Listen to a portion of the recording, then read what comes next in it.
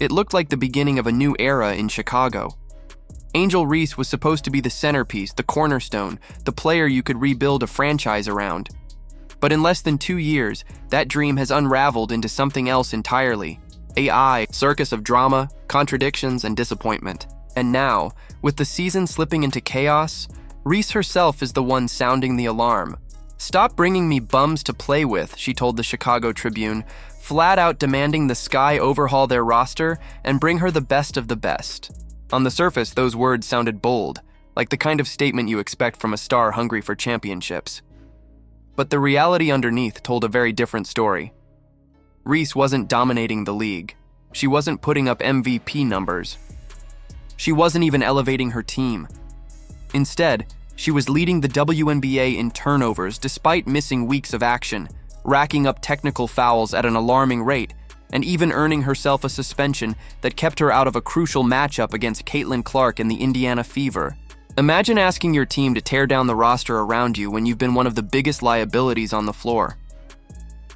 That's the paradox of Angel Reese. Her comments to the Tribune didn't just cause tension, they detonated a bomb inside the Chicago locker room. Veterans were stunned. Younger players were insulted. League insiders reported that the Sky had to organize a sit-down meeting just to address the fallout. That doesn't happen in healthy franchises. That's damage control. And the ugliest shot of all was reserved for Courtney Vandersloot, the veteran guard with championship pedigree who gave up a title-contending roster in New York to help the Sky rebuild. Reese brushed her aside as too old, too unreliable, casually dismissing one of the most respected floor generals in WNBA history. It wasn't just tone deaf, it was a slap in the face to the very culture of professionalism that makes teams tick. And it wasn't just Vandersloot. Reese's shade extended across the roster, from veterans like Ariel Atkins to younger teammates like Haley Van Lith. The message was clear. Everyone else was the problem. Everyone else wasn't good enough. But when the dust settled, the numbers told a harsher truth. Reese's 15 points and 12 rebounds per game looked good on paper, but those stats came buried under mistakes. A league-leading 101 turnovers in just 26 games. A staggering percentage of her shots blocked inside 9 feet. Technical fouls that piled up until the league had no choice but to suspend her. And the ultimate irony? At times, the Sky looked sharper without her. The ball moved better. The defense tightened. The energy flowed. That's not what you want from a supposed franchise player. That's a red flag. Compare that chaos with Caitlin Clark in Indiana, and the contrast couldn't be more brutal.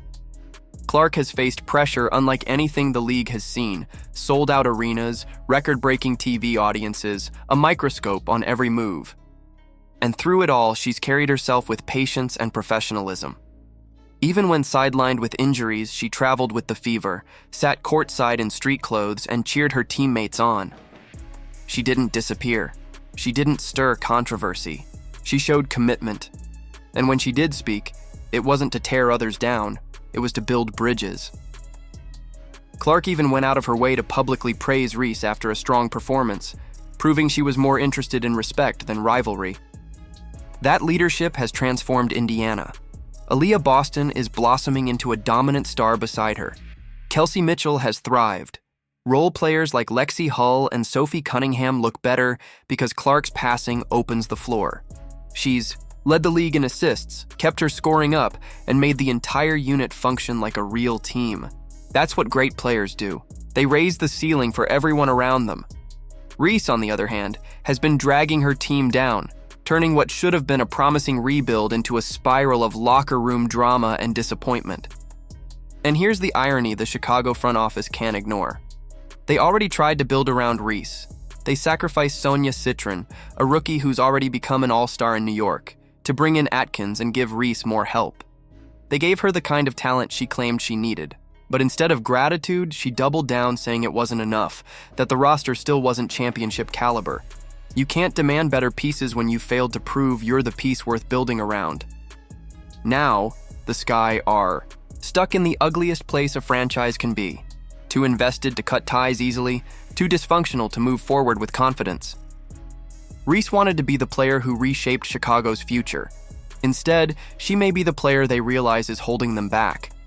And the timing couldn't be worse, because while the skies stumble through suspensions and fractured chemistry, the fever are skyrocketing. National TV slots, sellout crowds, merchandise flying off the shelves, all built around Clark's professionalism and maturity. That's the real contrast. One player demanded greatness while delivering mediocrity.